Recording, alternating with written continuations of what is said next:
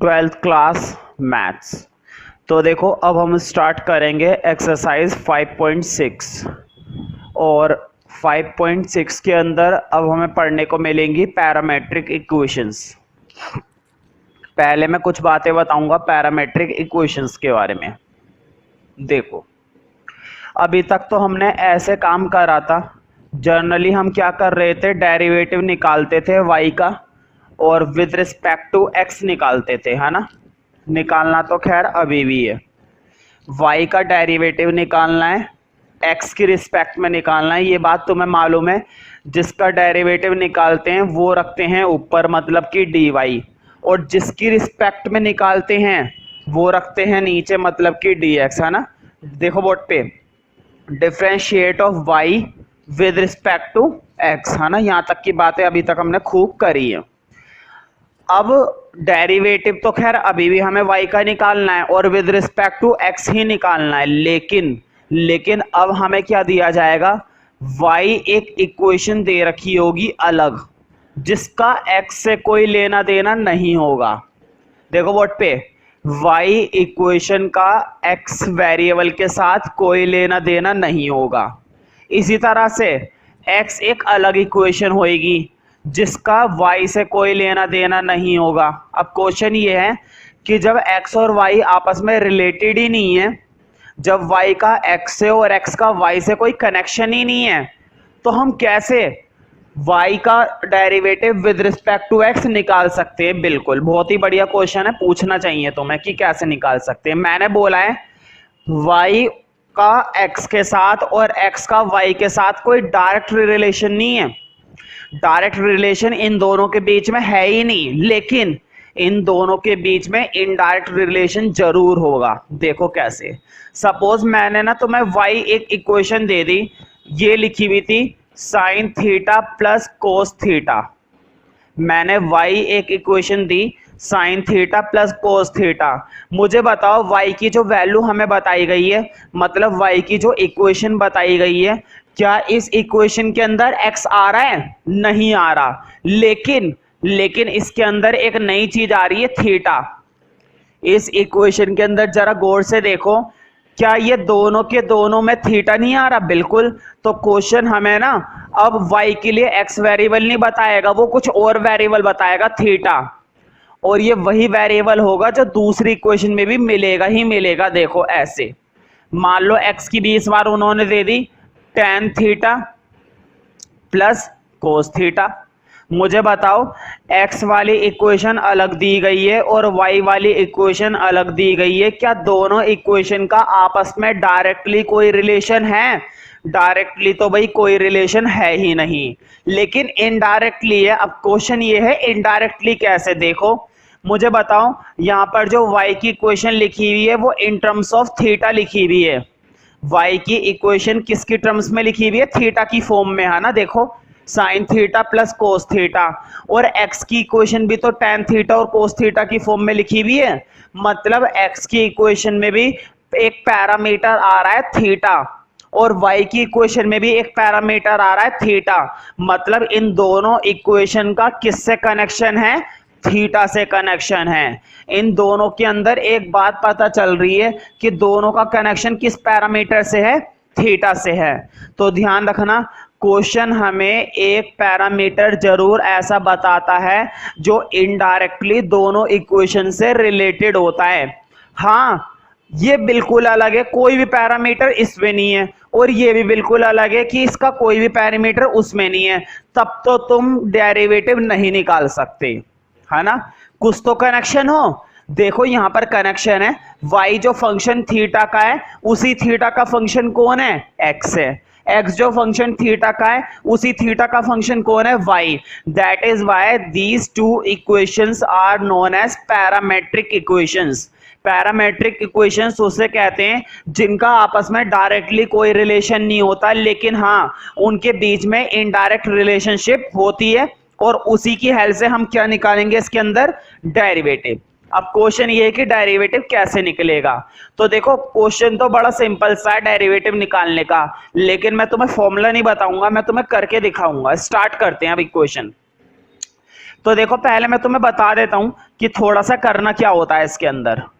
हमें ना हमेशा दो इक्वेशन दी जाएंगी, जरूरी नहीं है क्वेश्चन हमें बताएगा पैरामेट्रिक है या पैरामेट्रिक नहीं है ना, वो तो उसकी टेंशन रहने दो, जब हम प्रैक्टिस कर लेंगे तो तुम्हें देखते ही पता चल जाया करेंगे कि इक्वेशंस पैरामेट्रिक हैं या पैरामेट्रिक नहीं है। ठीक है, जैसे कि अभी मैंने जो अपनी तरफ से दो इक्वेशन दी है वो ये हैं। ठीक है, देखो इसमें करना क्या होता है, बहुत आसान क्वेश्चन होता है ये। बोर्ड पे देखो, तुम्हें यहाँ पर x दिखाई दे रहा है tan theta plus cos theta, तुम्हें ना x का डेरिवेटिव करना पड़ेगा। ध्यान से सुनो मेरी बात को, तुम्हें x का डेरिवेटिव करना पड़ता है और किसकी रिस्पेक्ट में करना होता है, रिस्पेक्ट अलग है इस बार। बोर्ड पे देखो, x का डेरिवेटिव करना है और जो यहाँ पर पैरामीटर दिखाई देगा ना उस पैरामीटर की रिस्पेक्ट में करना होता है। बताओ क्या पैरामीटर दिखाई दे रहा है, थीटा। अब तुम सोच रहे होंगे कि सर हमें कैसे पता चलेगा कि थीटा ही पैरामीटर है, तो उसकी टेंशन मत लो। एक तरीका तो उसे पहचानने का ये है कि वो पैरामीटर दोनों में होता है, मतलब कि दोनों इक्वेशन में होता है। मुझे बताओ इसके अंदर भी क्या है, थीटा, और इसके अंदर भी क्या है, थीटा, तो थीटा ही पैरामीटर है। दूसरी बात, क्वेश्चन हमें जर्नली बता देता है, ठीक है, नहीं भी बताता है तो प्रैक्टिस हो जाएगी। देखो फिर कैसे पता चलेंगे, ये पहली इक्वेशन है इसलिए परेशानी हो रही है। जब हम कर लेंगे 10-12 इक्वेशन उसके बाद तुम तुरंत पैरामीटर को पहचानना सीख जाओगे। तो देखो बोर्ड पे मैंने बोला है हम किसका डेरिवेटिव करते हैं, x का, और किसकी रिस्पेक्ट में करते हैं, पैरामीटर की रिस्पेक्ट में। तो बोर्ड पे देखो क्या लिखना है, इसको लिखना है, उतारना नहीं है क्योंकि ये क्वेश्चन नहीं है, ये तो मैंने अपनी तरफ से दिया है। अभी मैं समझाऊं, अभी मैं बस समझा रहा हूं। तो देखो डिफरेंशिएट करना होता है x का, है ना, क्योंकि x लिखा हुआ है, और किसकी रिस्पेक्ट में करना होता है, बोर्ड पे देखो, विद रिस्पेक्ट टू, ऐसे लिखते हैं ना भाई, ये लाइन तो अब तक याद होना चाहिए। डिफरेंशिएट ऑफ x, क्योंकि हम x का डेरिवेटिव कर रहे हैं, और किसकी रिस्पेक्ट में कर रहे हैं, विद रिस्पेक्ट टू, किसकी रिस्पेक्ट में कर रहे हैं, थीटा की रिस्पेक्ट में। तो ये बात लिखकर दिखानी पड़ेगी। अब बोर्ड पे देखो कितना आसान है, बोर्ड पे देखो x का कर रहे हैं ना, तो dx आ गया ऊपर, क्योंकि जिसका करते हैं वो आता है ऊपर, मैंने ये बात बताई है। जिसका डेरिवेटिव करते हैं वो तो आता है ऊपर, और जिसके रिस्पेक्ट में करते हैं वो आता है नीचे। तो किसकी रिस्पेक्ट में कर रहे हैं, थीटा की रिस्पेक्ट में, तो थीटा आ गया नीचे। अब डेरिवेटिव करते हैं, मुझे बताओ tan थीटा का डेरिवेटिव क्या होता है, sec स्क्वायर थीटा, है ना, हो गया भाई। tan थीटा का डेरिवेटिव क्या होता था, sec स्क्वायर थीटा, ठीक है, प्लस cos थीटा का क्या होता है भाई, cos थीटा का होता है माइनस sin थीटा, तो मैंने हाथों हाथ क्या लिख दिया, माइनस sin थीटा। भाई tan थीटा का डेरिवेटिव हो गया sec स्क्वायर थीटा। हाँ, तुम्हें डेरिवेटिव याद होने चाहिए, बिना डेरिवेटिव याद के तुम यहां पर भी कुछ नहीं कर पाओगे। और cos थीटा का क्या हो गया, sin थीटा। ऐसे करते हैं डेरिवेटिव x का, और बिल्कुल इसी तरह से तुम्हें किसका डेरिवेटिव करना पड़ेगा, y का, और किसकी रिस्पेक्ट में करना पड़ेगा, उसी की रिस्पेक्ट में करना पड़ेगा जिसकी रिस्पेक्ट में तुमने x का करा है। समझ रहे हो ना। देखो ये तो रफ आइडिया था जो मुझे इस क्वेश्चन के अंदर बताना था, अभी हम क्वेश्चन स्टार्ट करेंगे तब पता चलेगा, ठीक है। तो इस रफ आइडिया से मैं जो बताने की कोशिश कर रहा था, उम्मीद है वो चीजें तुम्हें समझ में आ गई होंगी। तो अब आगे बढ़ते हैं, तो अब हम क्वेश्चन करेंगे।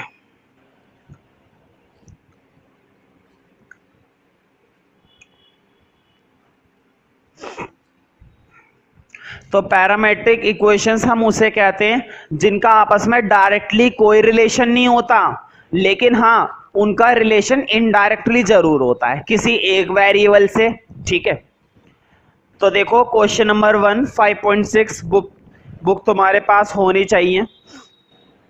If x and y are connected parametrically by the equation without eliminating the parameter, find dy upon में dx। उन्होंने कहा है dy अपॉन में dx फाइंड आउट कीजिए, मतलब वो हमसे क्या पूछना चाहते हैं, डेरिवेटिव। तो कोई बात नहीं, निकाल देंगे। फर्स्ट पेयर देखते हैं। तो देखो उन्होंने दो इक्वेशन दे रखी है और बहुत ही छोटी है क्योंकि फर्स्ट क्वेश्चन है। x इक्वल टू दिया गया है 2a² और दूसरी इक्वेशन दी गई है y इक्वल टू a⁴, है ना। देखो हमेशा ध्यान रखना, वैसे तो प्रैक्टिस करने से तुम्हें पता चल जाएगा कि किस किस तरह के पैरामीटर्स कई बार हमें देखने को मिलेंगे। हमेशा ध्यान रखे करो, ये जो ए वगैरह होते हैं ना, ए बी सी वगैरह, ये तो कांस्टेंट होते हैं। ए बी सी डी ये सब क्या होते हैं? कांस्टेंट। मैं तुम्हें पैरामीटर बता देता हूं, जर्नली एनसीईआरटी में कौन कौन से पैरामीटर दिए गए हैं। कभी तो दिया जाएगा टी और कभी दिया जाएगा थीटा, बस। दो पैरामीटर के अलावा तुम्हें तीसरा पैरामीटर एनसीईआरटी में दिया ही नहीं गया है। ज्यादा से ज्यादा कौन सा पैरामीटर दिया गया है? टी, ठीक है। और कौन सा दिया गया है हमें? थीटा। तो इस चीज का ध्यान रखिए करो, इनके अलावा हमारा कोई और सा पैरामीटर नहीं होता। और मैं भी जो एक्स्ट्रा क्वेश्चन दूंगा, कोई सी भी रिफ्रेशर देख लो, कोई सी भी हेल्प बुक ले लो, आर्डिशर वगैरह कुछ भी, सबके अंदर सिर्फ दो ही पैरामीटर्स बताए गए, टी और थीटा। तो तुम्हें सोचने की जरूरत नहीं है कि पैरामीटर क्या है। मुझे बताओ, ये जो दो इक्वेशन दी गई हैं, इसके अंदर तुम ए को पैरामीटर मानोगे, टी को मानोगे? मैंने अभी बताया है, टी और थीटा के अलावा कोई और पैरामीटर होता ही नहीं है। और ए बी सी डी ये सब चीजें क्या होती है? कांस्टेंट होती है, इनसे कोई फर्क नहीं पड़ता, इनसे कोई फर्क नहीं पड़ता।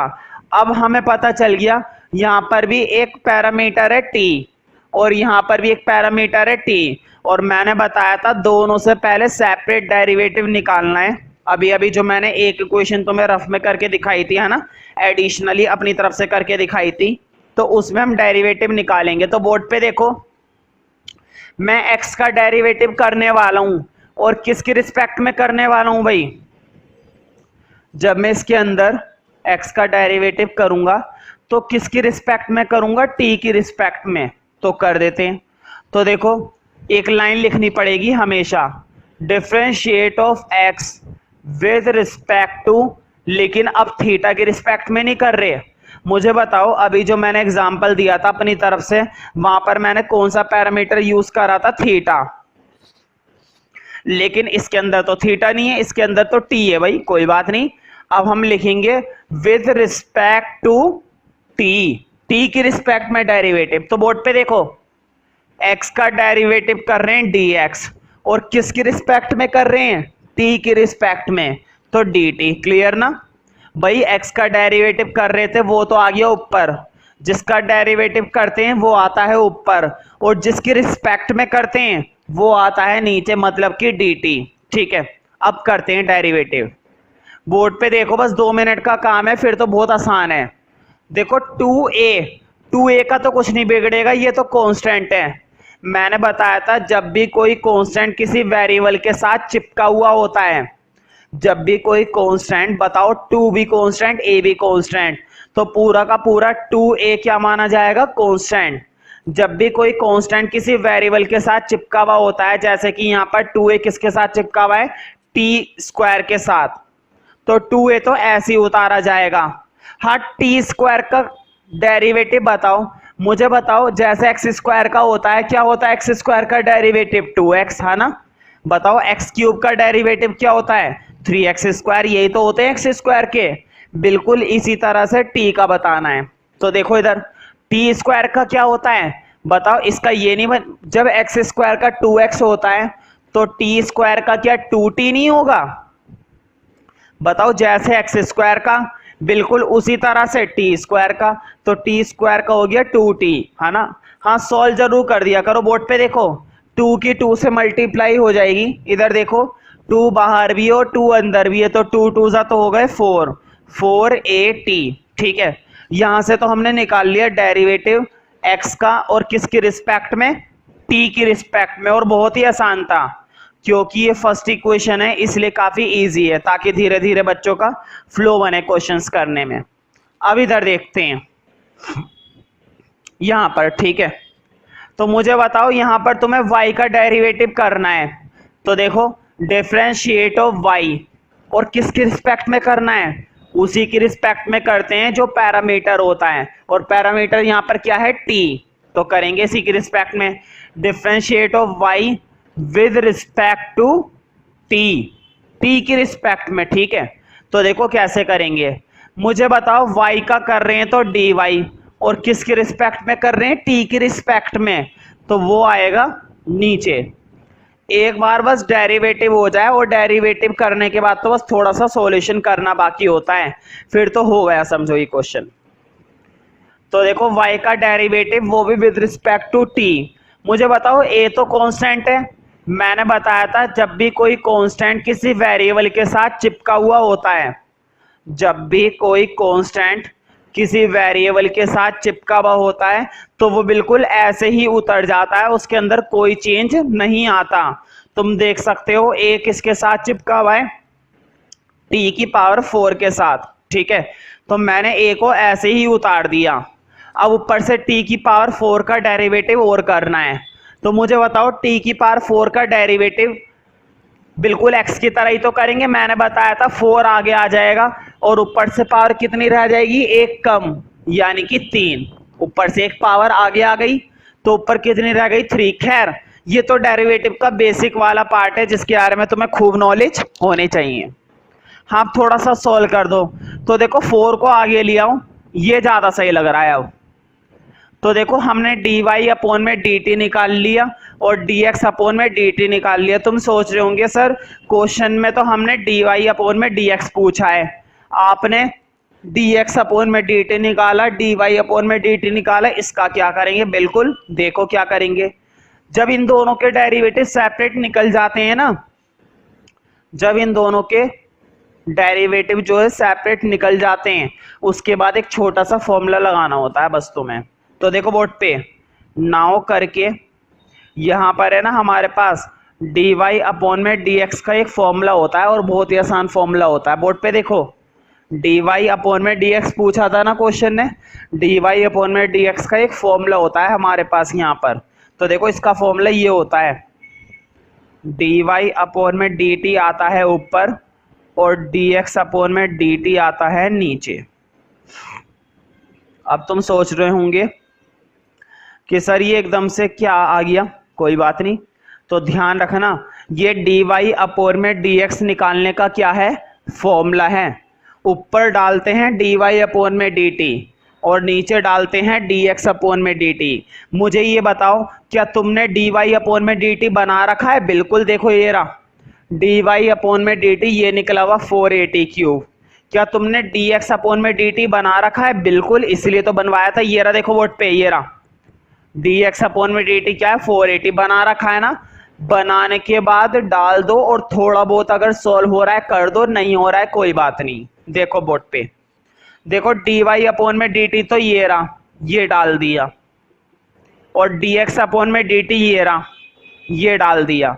मुझे बताओ कुछ चीजें कट रही है ना भाई, देखो 4a से तो 4a गया और ऊपर देखो t की पावर 3 है और नीचे t की पावर 1 है, तो ऊपर 3 में से एक पावर कैंसिल आउट हो जाएगी तो कितना बचेगा, t स्क्वायर, है ना भाई। t की पावर 3 में से t की पावर 1 क्या हो गई, कैंसिल आउट, तो t स्क्वायर बचा।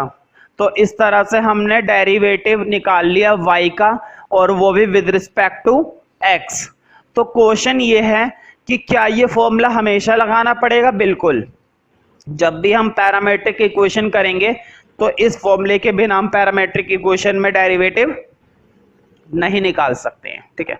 तो ये फॉर्मूला तो तुम्हें लगाना ही पड़ेगा।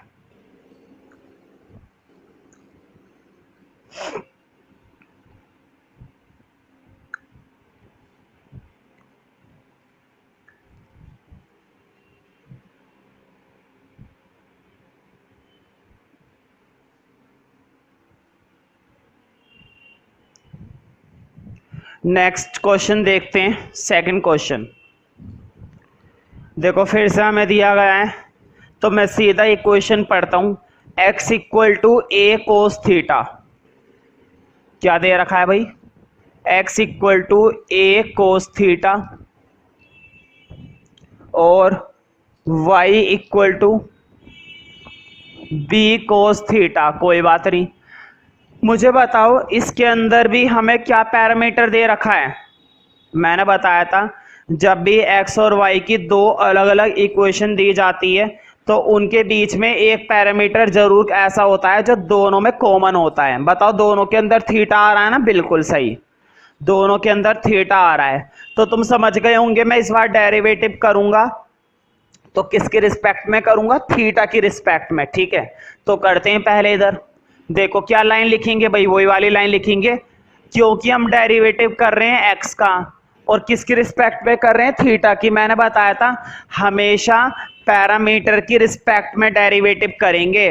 पिछले क्वेश्चन में पैरामीटर क्या था, टी, तो हमने किसकी रिस्पेक्ट में करा था, टी की रिस्पेक्ट में। इन इक्वेशन में क्या है, पैरामीटर थीटा, तो हम किसकी रिस्पेक्ट में डेरिवेटिव करेंगे, थीटा के रिस्पेक्ट में। तो कर देते हैं differentiate of x with respect to theta.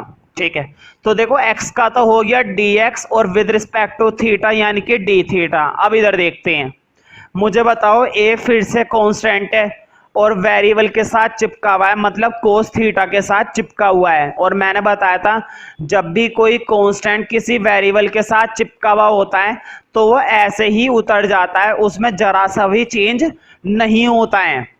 मतलब ये जो ए कोस के साथ चिपका हुआ है ना, इसको चिपका रहने दो, कोई दिक्कत नहीं है। बोर्ड पे देखो ए का ए ही उतार दो। बताओ कोस थीटा का डेरिवेटिव क्या होता है, हाँ डेरिवेटिव तुम्हें याद होने चाहिए। अगर तुम्हें डेरिवेटिव याद नहीं है फिर तुम कुछ नहीं कर सकते। तो देखो ए का तो ऐसे ही उतार दिया और कोस का डेरिवेटिव होता है भाई माइनस साइन थीटा। हाँ ए की मल्टीप्लाई अंदर दे दो तो ये बनेगा ए साइन थीटा, है ना। मैंने क्या करा, ये तो बीच में माइनस आ रहा था ना बेमतलब में बोर्ड पे देखो ये जो बीच में बेमतलब में माइनस आ रहा है, इस माइनस को मैंने क्या कर दिया, बाहर कर दिया भाई, माइनस का ए साइन थीटा कर दिया बस। अब इधर करेंगे, इधर भी तुम्हें मालूम है किसका डेरिवेटिव करने वाला हूं, y का। तो लिखो डिफरेंशिएट ऑफ y, और किसकी रिस्पेक्ट में करने वाला हूं, किसकी रिस्पेक्ट में करने वाला हूं, थीटा की रिस्पेक्ट में। तो लिखो differentiate of y with respect to theta, theta के रिस्पेक्ट में। फिर से देखो बोर्ड पे, क्योंकि मैं y का कर रहा हूं तो dy, और किसकी रिस्पेक्ट में कर रहा हूं, थीटा की, तो नीचे क्या आ गया, d थीटा। अब डेरिवेटिव करते हैं। तो मुझे बताओ b फिर से कांस्टेंट है, और मैंने बताया था जब भी कोई कांस्टेंट किसी वेरिएबल के साथ आता है तो उसमें बिल्कुल भी चेंज नहीं करते हैं, उसको ऐसे ही उतार देते हैं। तो b को तो ऐसे ही उतार दो, है ना। कोस थीटा का डेरिवेटिव बताओ भाई, अभी अभी यूज करा था। कोस थीटा का डेरिवेटिव होता है माइनस साइन थीटा। मैं फिर से क्या करूंगा, ये माइनस का माइनस का साइन आगे ले आऊंगा। अब ठीक लग रहा है। अब तुम्हें मालूम है फिर से एक नया फॉर्मूला आएगा जो अभी अभी बताया था। मैंने बताया था ना जब भी पैरामीट्रिक इक्वेशन आएगी तो तुम्हें एक फॉर्मूला यूज करना है। बोर्ड पे देखो dy अपॉन में dx का एक फॉर्मूला होता है, dy अपॉन में d थीटा, dx अपॉन में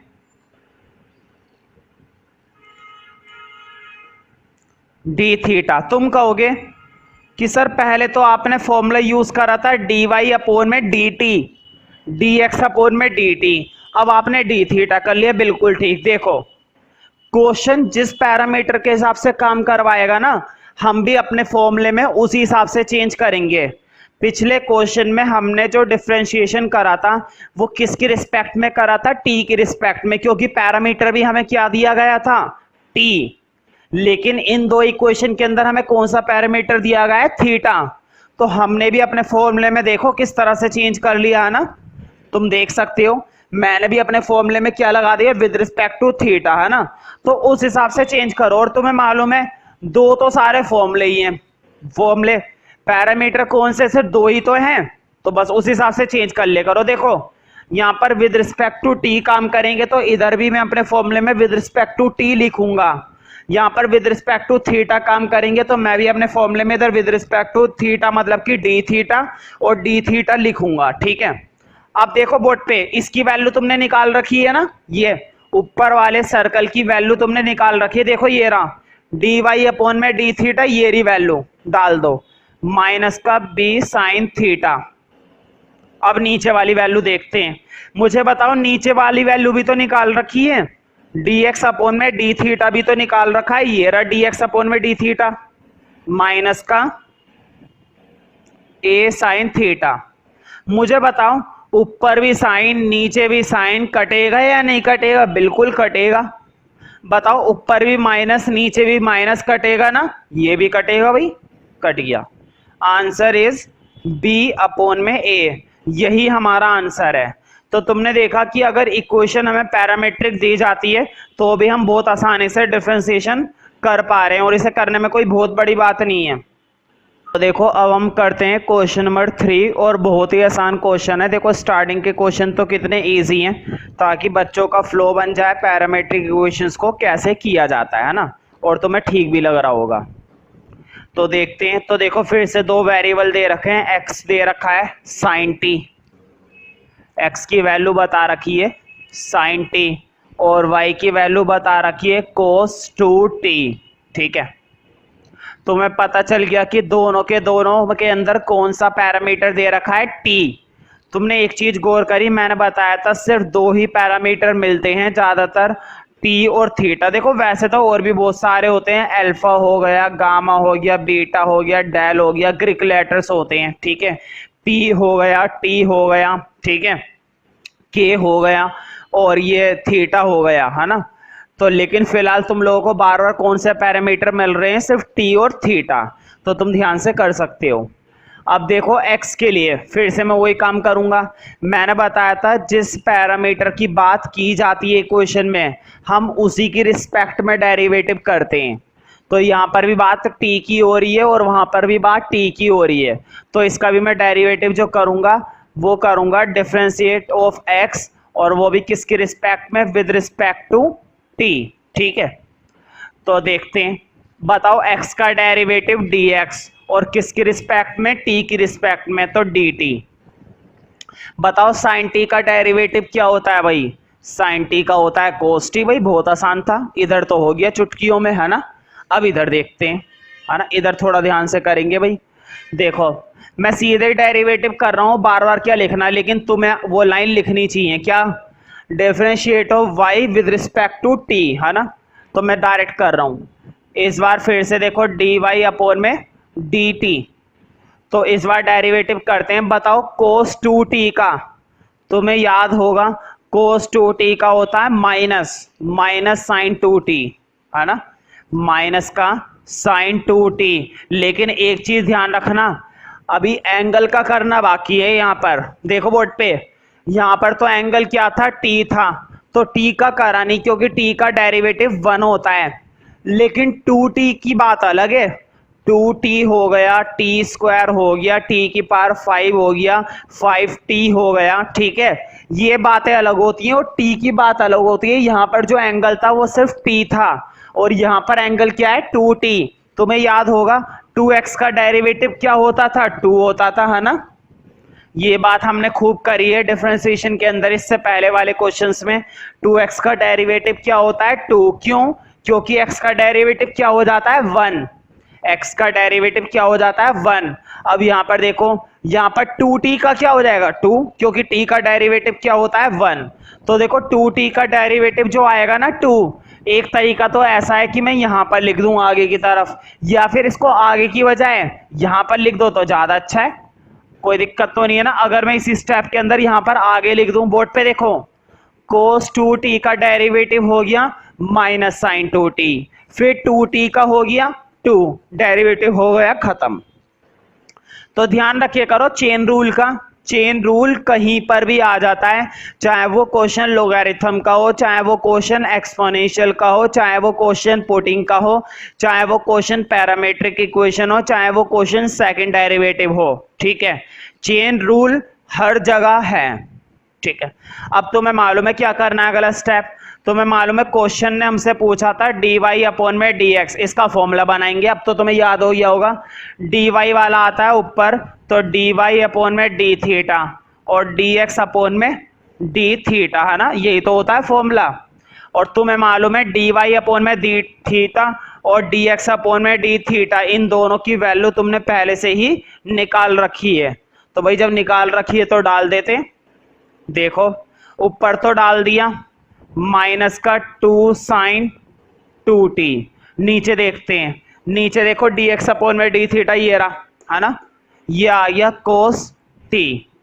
अब जरा ना बेसिक सा सॉल्यूशन करेंगे, हमेशा ध्यान रखना बताओ साइन 2t का फॉर्मूला क्या होता है? तुम्हें साइन 2 थीटा वाले फॉर्मूले याद है ना? 2a कैटेगरी के मैंने फॉर्मूले बताए थे। 2a कैटेगरी बोलो या 2x कैटेगरी बोलो या 2 थीटा, साइन 2 थीटा का फॉर्मूला या साइन 2x का फॉर्मूला या साइन 2t का फॉर्मूला एक ही बात है भाई। तो देखो अब मैं वो फॉर्मूला डालूंगा बोर्ड पे, देखो -2 तो ऐसे ही चल रहा है और साइन 2t की जगह मैंने अंदर फॉर्मूला डाला 2 साइन t कोस t, है ना? बताओ क्या साइन 2t की जगह मैं ये फॉर्मूला नहीं डाल सकता 2 साइन t कोस t? क्यों डाला है अभी पता चल जाएगा क्यों डाला है। देखो बताओ ऊपर वाली टर्म और नीचे वाली टर्म क्या कुछ सेम नहीं है? एक कट रही है, देखो ऊपर भी कोस टी और नीचे भी कोस टी, काट दो क्या बचेगा भाई? 2 2 जा तो हो गए 4। बोर्ड पे देखो एक 2 बाहर था और एक 2 अंदर था, तो 2 2 जा तो हो गए 4 और यहाँ पर क्या बचा? साइन टी, यानी कि हमारा डेरिवेटिव इस बार क्या आ गया? -4 साइन टी। तो बहुत ही इंपॉर्टेंट है, ये वाला क्वेश्चन कई बार आ चुका है अब तक पेपर में, ठीक है? तो इस चीज का ध्यान रखे करो जिस क्वेश्चन पर मैं कहता हूं कि ये इंपॉर्टेंट है। नेक्स्ट क्वेश्चन देखते हैं, क्वेश्चन नंबर 4। तो देखो कितने आसान क्वेश्चन है, ज्यादा प्रॉब्लम वाली बात नहीं है, ज्यादा लंबे क्वेश्चंस भी नहीं है, इजी क्वेश्चन है।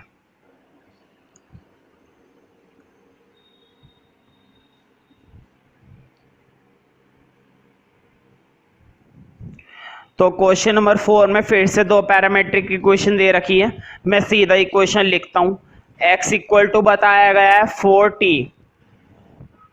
4t और y इक्वल टू बताया गया है 4/t।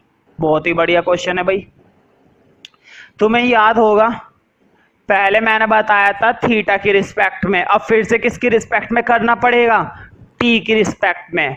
मैंने बताया था जब भी दो इक्वेशन हमें किसी एक पैरामीटर की फॉर्म में मिलती है तो हम भी अपना डेरिवेटिव उसी की रिस्पेक्ट में करते हैं। तो मुझे बताओ दोनों के अंदर जो पैरामीटर बताया गया है क्या वो पैरामीटर टी है? बिल्कुल टी है। तो किसकी रिस्पेक्ट में डेरिवेटिव किया जाएगा? टी की रिस्पेक्ट में। तो कर देते हैं टी की रिस्पेक्ट में। बताओ देखो अब मैं लाइन लिख नहीं रहा लेकिन तुम्हें लिखनी पड़ेगी जरूर। Differentiate of x with respect to t। तो देखो x का डेरिवेटिव कर रहा हूं dx अपॉन में और विद रिस्पेक्ट टू t कर रहा हूं तो dt। बताओ 4t का डेरिवेटिव मुझे बताओ, बोर्ड पे देखो इधर। तो मैं मालूम है 5x का डेरिवेटिव क्या होता है? 5। 2x का डेरिवेटिव क्या होता है? 2। तो बताओ 4t का डेरिवेटिव भी क्या हो जाएगा? 4। सीधी बात है। हमेशा ध्यान रखना जब x का डेरिवेटिव 1 है और यहाँ पर भी x का डेरिवेटिव 1 है तो t का डेरिवेटिव भी यहाँ पर क्या हो जाएगा? 1। तो क्या मैं 4t का डेरिवेटिव सीधा 4 लिख दूं? अगर यहाँ पर होता 5t तो 5t का डेरिवेटिव क्या हो जाता? 5। तो देखो यहाँ पर तो हो गया 4, कितना आसान था। अब इधर देखते हैं, तो देखो इधर भी वही करेंगे विद रिस्पेक्ट टू t। मैंने तुम्हें एक फॉर्मूला बताया था, देखो इधर बोर्ड पे मैंने तुम्हें 1/x का सीधा ही डेरिवेटिव बता रखा है। मैंने तुम्हें 1/x का सोल्व करके भी बताया है डेरिवेटिव और 1/x का एक मैंने फॉर्मूला भी बताया, बहुत ही आसान फॉर्मूला बताया था। देखो 1/x का डेरिवेटिव मैंने डायरेक्टली बताया था -1/x²। तुम्हें ये बात याद होनी चाहिए और अगर याद नहीं है तो ध्यान रखो 1/x का डेरिवेटिव क्या होता है? -1/x²। 1/x का डेरिवेटिव क्या होता है? -1/x²। तो मुझे बताओ अगर मैं तुमसे पूछूं 1/t का बताओ, तो बताओ 1/t का भी इसी से बन जाएगा। 1/t का बनेगा माइनस का 1/t², सिंपल सी बात है, ठीक है। अब बोर्ड पे देखो ऊपर तो 4 है, कांस्टेंट है, उस बेचारे को ऐसे ही चलने दो, क्या दिक्कत है, उसने क्या बिगाड़ा है भाई? ऊपर वाला अगर 4 कांस्टेंट चल रहा है और मैंने तुम्हें बताया जब भी कोई कांस्टेंट किसी वेरिएबल के साथ चिपका हुआ होता है, जब भी कोई कांस्टेंट किसी वेरिएबल के साथ चिपका हुआ होता है तो उसको ऐसे ही उतार दिया करो। तो तुम देख सकते हो मैंने 4 में कोई खास चेंज नहीं करा, 4 तो ऐसे ही उतार दिया।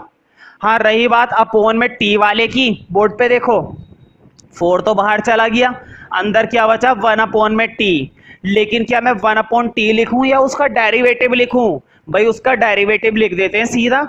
1/t क्यों लिखना? तो देखो मैंने बताया था बोर्ड पे, देखो 1/t का डेरिवेटिव क्या होता है? -1/t²। ये डेरिवेटिव तुम्हें याद होना चाहिए। तो देखो मैं इसी में चेंज कर रहा हूँ, माइनस आ गया ऊपर और नीचे आ गया स्क्वायर, बन गया डेरिवेटिव। इस स्टेप में कोई प्रॉब्लम नहीं होनी चाहिए क्योंकि 1/t का डेरिवेटिव तुम्हें याद होगा। हाँ 4 की मल्टीप्लाई जरूर दे दो अंदर। देखो 4 की 1 से कर दी ऊपर, माइनस का 4/t² बन गया। अब हमने दोनों के सेपरेट डेरिवेटिव तो निकाल लिए, लेकिन क्या क्वेश्चन ने हमसे दोनों के सेपरेट डेरिवेटिव पूछे थे? नहीं, उसने हमसे दोनों के सेपरेट डेरिवेटिव नहीं पूछे, बल्कि क्या पूछा है? dy/dx। तो तुम्हें फॉर्मूला बनाने की देर है बस। तो देखो dy/dx फॉर्मूला बनाना है ना। तो देखो dy/dx यानी कि dy/dt और dx/dt, यही तो होता है। बताओ dy की वैल्यू पहले निकाल रखी है, ये रही dy -4/t², और dx/dt की वैल्यू भी निकाल रखी है 4।